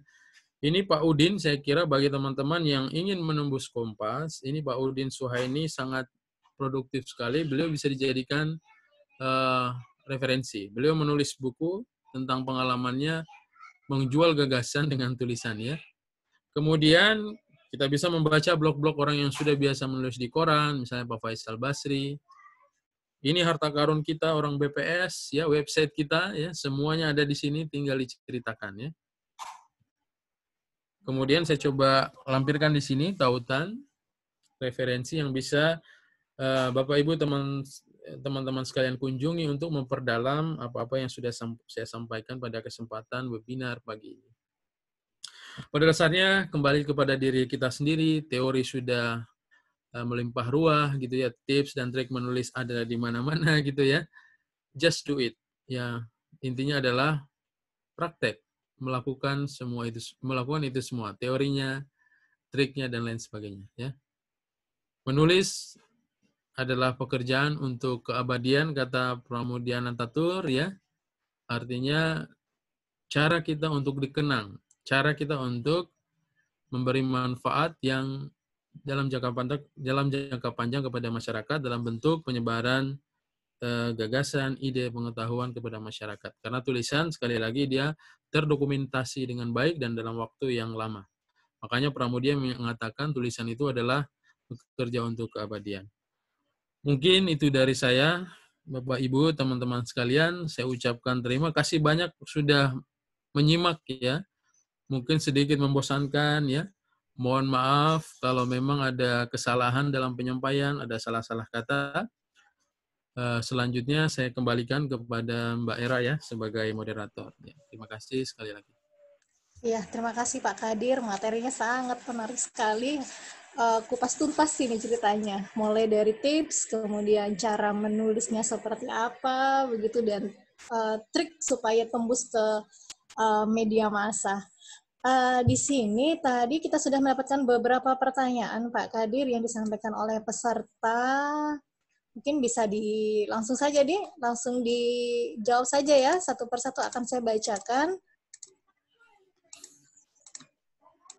Yang pertama ini dari Ibu Nur Suhartina dari Universitas Halu Oleo. Pertanyaannya, salah satu manfaat berpikir kritis dalam belajar adalah agar kita menjadi orang yang mudah penasaran. Itu penasaran seperti apa yang dimaksudkan, dan hubungan rasa penasaran tersebut dengan kebiasaan bertanya itu seperti apa? Mungkin agak di luar, tapi karena menuliskan juga berpikir kritis juga ya Pak Kadir ya, tapi boleh silakan mau dijawab Pak. Iya, pertanyaannya agak sulit buat saya ya. Tapi nggak apa-apa, saya coba menjawab. Kalau menurut saya, yang namanya berpikir kritis itu penting sekali. Ya. Jadi kita tidak boleh alergi dengan kritik. Ya, pada dasarnya kritik itu adalah sesuatu yang positif. Karena ketika kritik itu dilakukan, tentu di situ ada proses berpikir, ada proses mengidentifikasi masalah, hal-hal yang perlu ditingkatkan, proses melihat gap-gap yang ada gitu ya, artinya membandingkan kondisi ideal yang diharapkan dengan apa yang terjadi. Jadi berpikir kritis itu penting sekali. Cuman bagaimana menyampaikannya ini perlu hati-hati juga. Memang ada hal-hal yang harus diperhatikan, tapi pada dasarnya kita butuh kritik ya, proses berpikir kritis tadi sangat penting. Dan ini seharusnya menjadi sesuatu yang menjadi bagian dari proses pendidikan kita ya, karena tadi Ibu yang bertanya sepertinya dari lingkungan universitas. Seharusnya di lingkungan universitas itu yang dikembangkan. Jadi mahasiswa diarahkan untuk berpikir kritis, menganalisis persoalan-persoalan yang terjadi di masyarakat. Kemudian dari situ dia mengidentifikasi apa-apa yang kurang dan menyajikan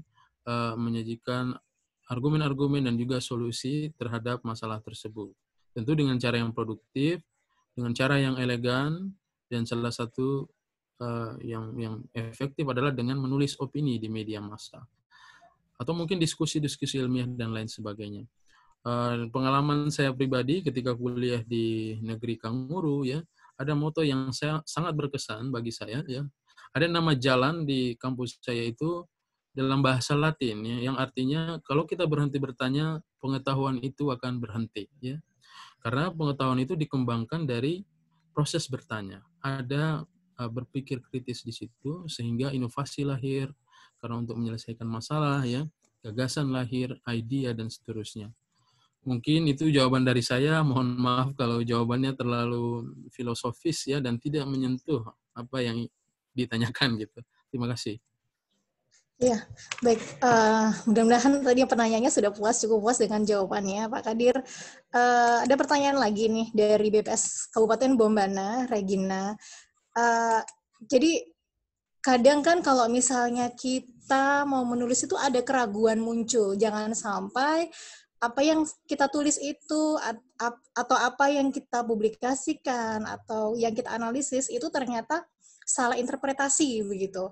Akhirnya mau menulis terus nggak jadi lagi gitu. Nah, bagaimana caranya mengatasi hal seperti itu? Dan menyambung saja, kalau seandainya memang terjadi ada salah interpretasi dan tulisan kita padahal sudah terlanjur dimuat, apakah ada tindakan yang harus kita lakukan? Begitu, apakah harus kita menulis ulang, menjawab dari menulis ulang, mengklarifikasi tulisan kita sebelumnya atau bagaimana? Terima kasih. Ya, kalau pendapat saya pribadi, seharusnya ya kita upayakan hal ini tidak terjadi ya.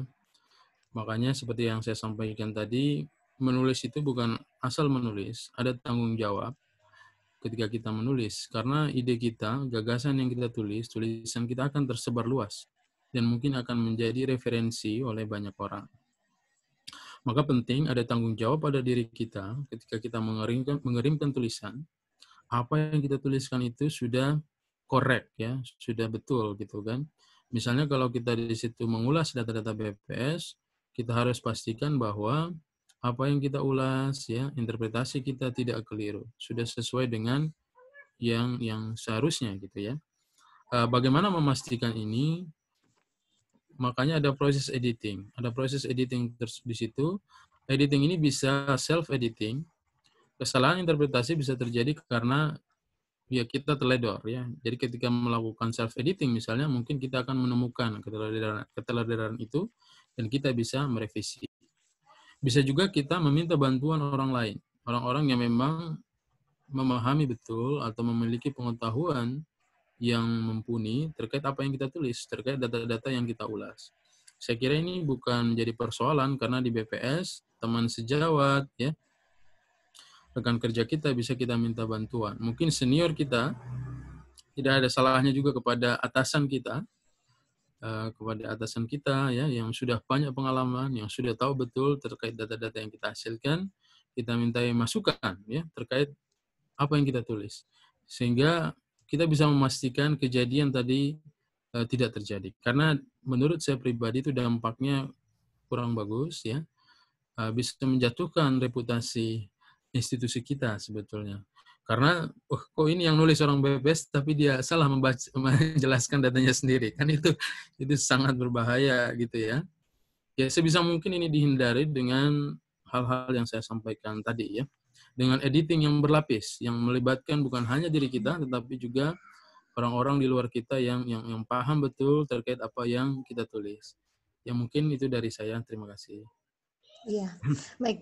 Jadi ada proses editing ya. Jadi kan memang tidak langsung selesai menulis, kita langsung send ke media massa. Kita mungkin awalnya perlu baca kembali apa yang kita tulis. Biasanya di situ nanti akan kelihatan ya Pak Kadir ya, apa yang menurut kita tidak enak begitu, atau bisa minta tolong ke orang lain ya.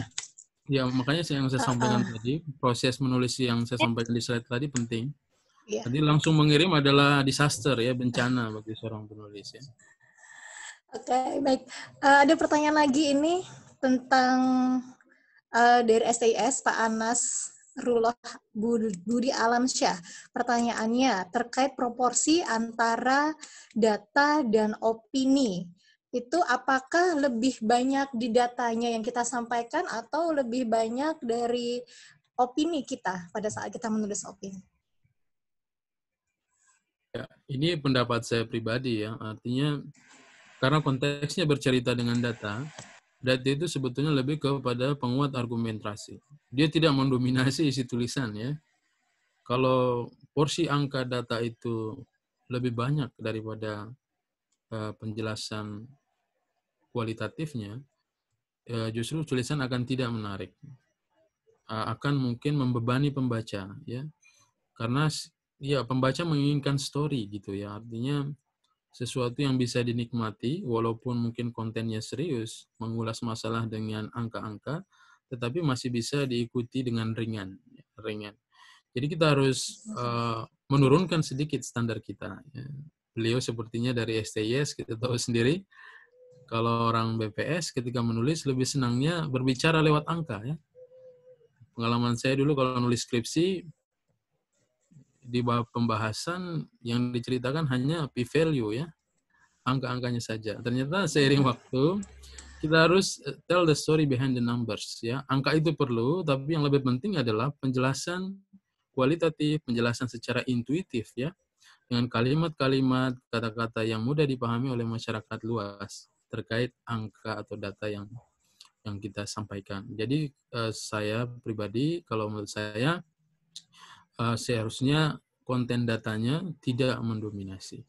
Ya walaupun kita orang BPS yang tahu betul tentang angka data, ya sebaiknya tidak seperti itu ya, tidak didominasi dengan angka-angka.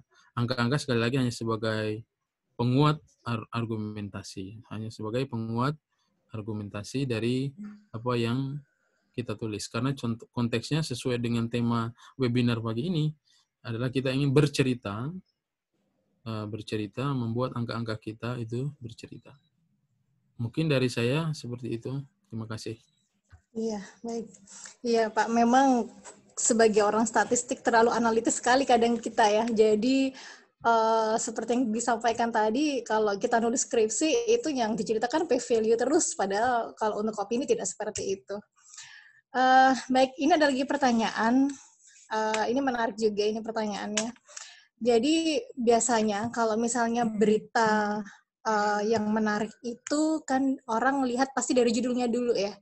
Kadang ada beberapa orang itu tidak membaca secara keseluruhan isi, hanya membaca judul kemudian langsung judging. Jadi langsung menjudge isi tulisan itu dan kemudian memberikan kritikan atau tanggapan keras begitu. Itu bagaimana tanggapannya Pak Kadir tentang hal yang seperti itu? Jadi kan biasanya koran juga bad news is a good news bagi media massa begitu. Kadang seperti itu, jadi menimbulkan kontroversi. Itu yang seperti apa? Terima kasih.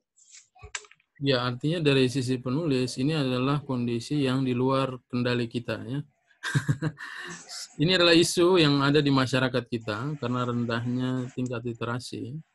Memang masyarakat kita itu dia terbiasa oral ya, artinya kultur membaca memang masih lemah di masyarakat kita. Dan ini kita bisa lihat dari statistik-statistik yang ada ya, misalnya yang diterbitkan oleh lembaga internasional yang mengkonfirmasi bahwa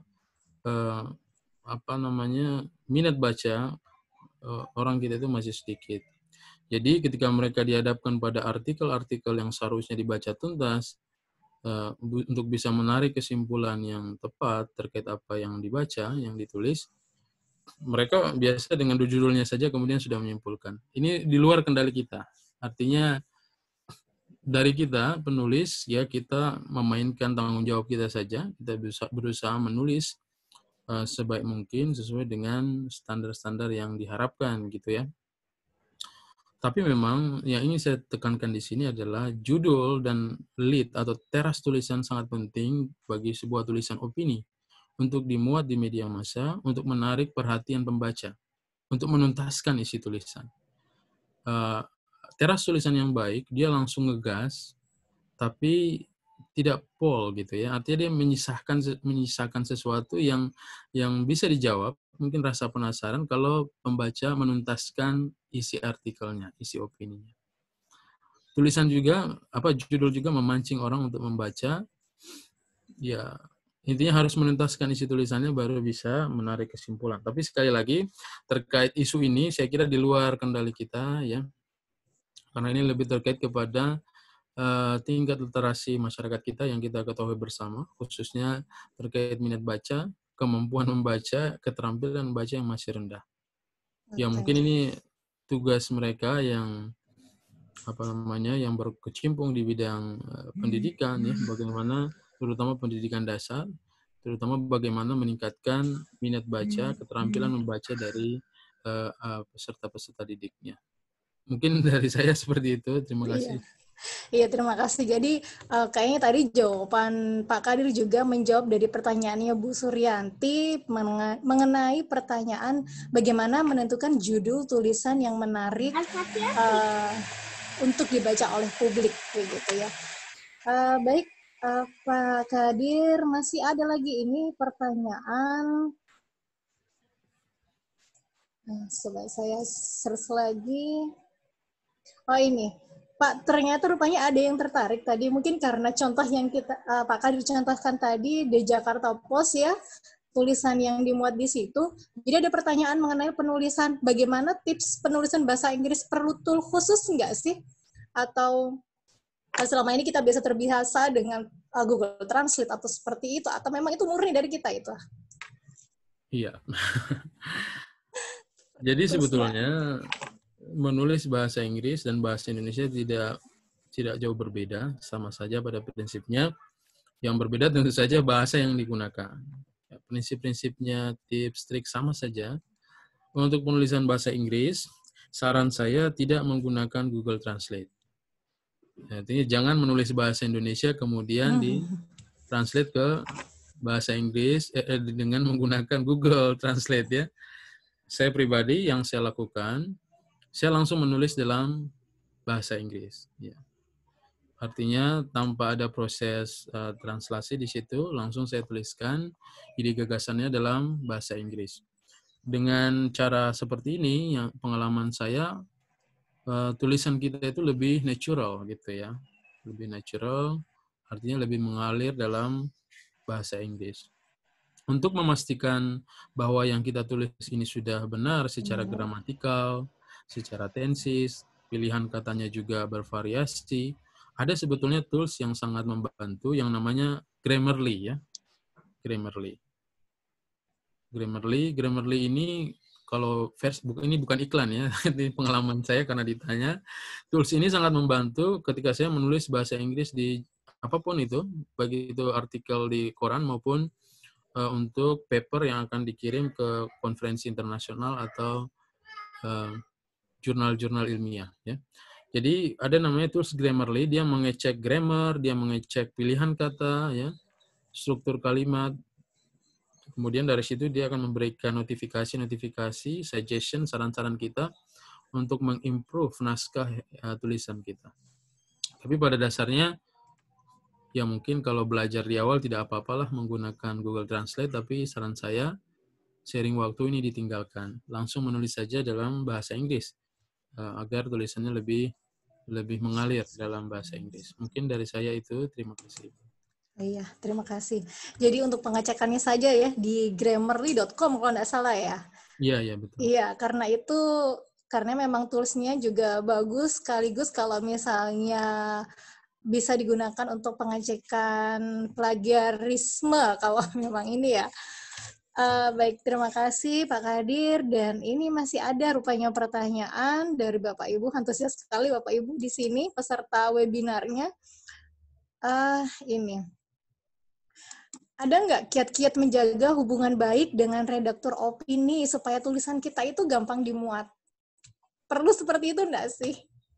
Ya, nggak tahu ya. Kalau pengalaman saya pribadi, selama ini nggak ada.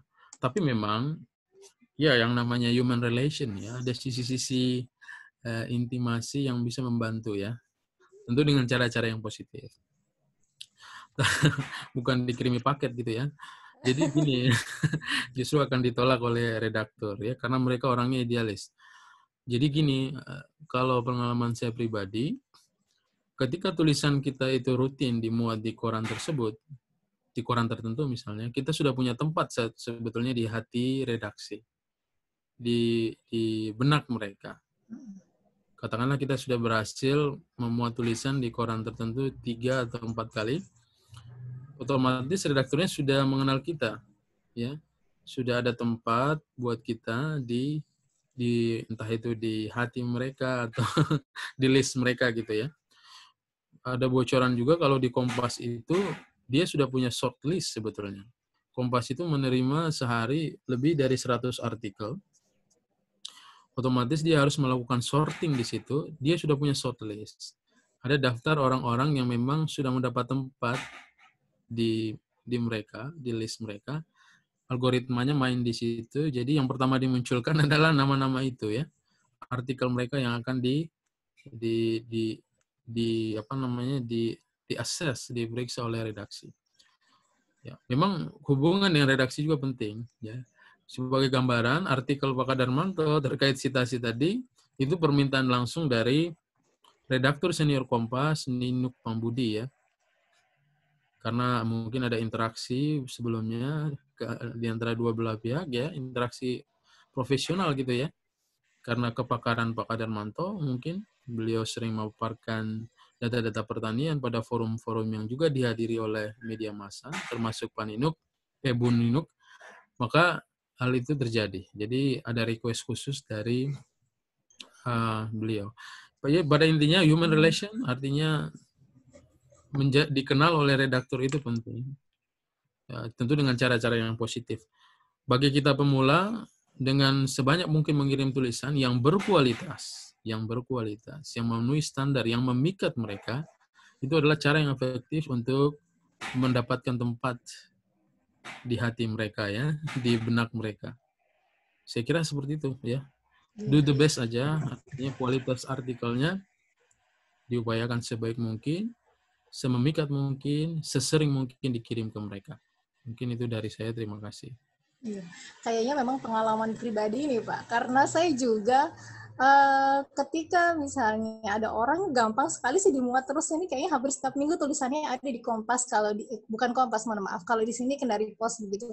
Begitu saya nyoba aduh nggak tembus. Padahal menurut saya tulisannya sudah bagus ini. Ternyata memang mungkin ada ini ya pertimbangan sendiri redaksi atau redaktur itu mau membuat tulisan kita atau tidak. Menurut saya Ya, seperti itu. memang ini Dan juga kepakaran juga penting. Jadi mungkin media lokal mempertimbangkan. Sebenarnya pertanyaan dasar ketika mereka akan memuat, siapa sih yang menulis gitu ya? Itu dia. oh gitu ya, harus dikenal dulu ya. Artinya lebih ke kompetensi terkait masalah yang diulas.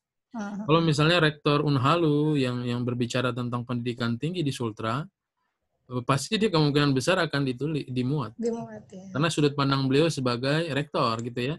Walaupun mungkin secara redaksi jauh lebih memikat dari ada mungkin mahasiswa yang tukang demo yang jago nulis gitu kan.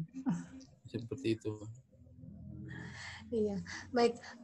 Mungkin karena waktu untuk semua pertanyaan, saya mohon maaf Bapak Ibu tidak bisa kami satu persatu mau dijawab. Jadi mungkin paparan yang sangat bagus dan tanya jawab sangat interaktif juga. Mungkin sebelum diakhiri, mungkin ada sepatah kata lagi dari Ibu Agnes, Bu. Era, Iya. tadi saya sudah chat. Bu Agnes mungkin berhalangan mau menutup, mungkin langsung saja Bu Era yang. Oh begitu, baik. Ya, mohon maaf. Saya pikir Bu Agnes mau menyampaikan lagi sepatah kata dua katanya begitu. Baik. Sebenarnya, oke, baik. Sebelum mungkin sedikit yang saya mau sampaikan lagi ini terkait apa tadi ini materi kita pada pagi hari menjelang siang ini. Jadi mungkin tadi sudah disampaikan banyak tips dan trik bagaimana bisa tembus ke media, baik itu media lokal maupun media nasional, bagaimana cara penulisan yang baik seperti apa, bagaimana cara membuat judul yang baik seperti apa, begitu ya. Tapi kayaknya kesimpulannya cuma satu ini, just do it. Lupakan kesempurnaan, learning by doing saja, karena expert itu juga lahir dari orang yang tidak berpengalaman.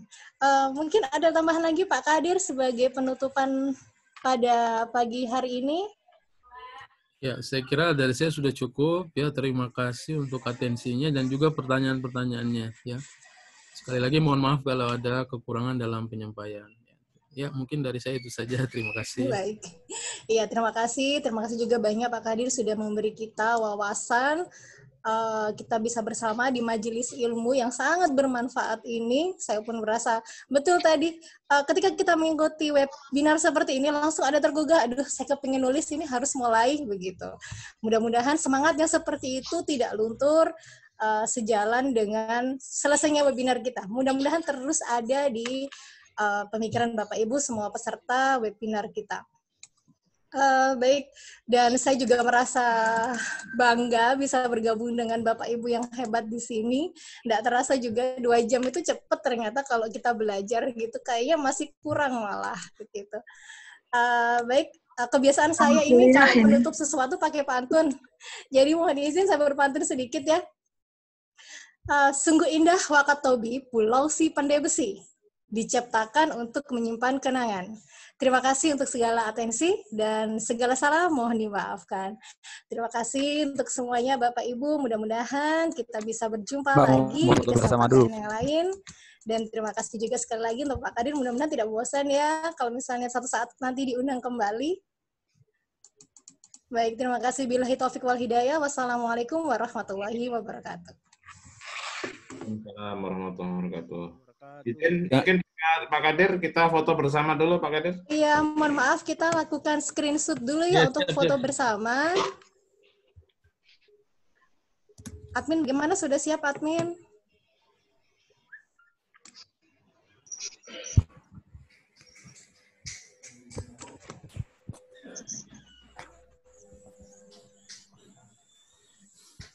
Silakan dinyalakan videonya, Iya, silakan. Bapak Ibu. Mohon maaf mungkin dinyalakan untuk kameranya supaya kelihatan ini wajah-wajah Bapak Ibu yang cantik dan ganteng semua ini.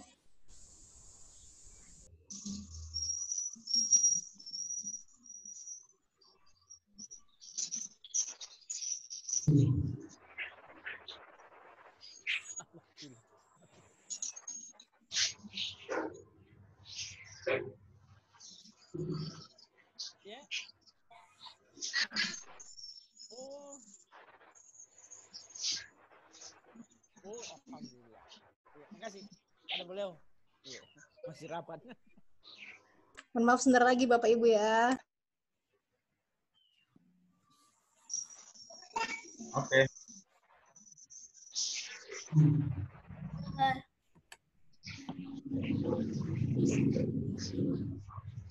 Sudah, Bu Era. Baik, terima kasih sekali lagi untuk waktu dan kesempatannya. Dan sudah berkenan bergabung bersama kami untuk Smart Sharing webinar seri penulisan opini membuat data berbicara. Mohon maaf segala atas kesalahan. Terima kasih. Assalamualaikum warahmatullahi wabarakatuh.